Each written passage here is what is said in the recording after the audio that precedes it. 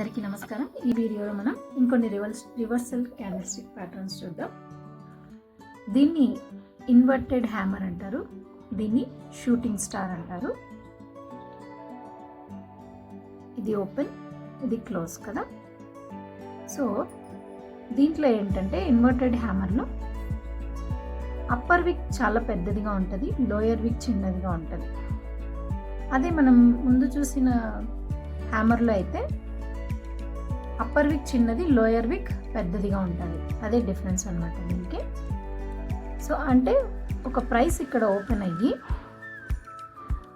Bulls దాన్ని చాలా push చేసి అప్పర్ పాయింట్ దాకా తీసుకెళ్లారు.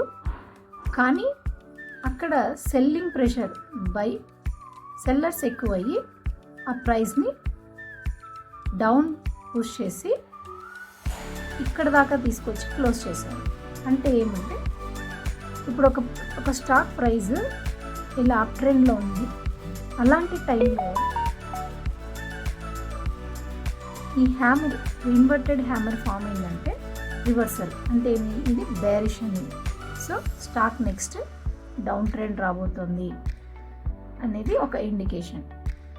సేమ్ దీంట్లో కూడా అంతే, కలర్ అనేది నాట్ ఇంపార్టెంట్. కానీ కంపేర్ టు దిస్ ఇది ఫామ్ అయిందనుకో మోర్ కన్ఫామ్ అన్నట్టు.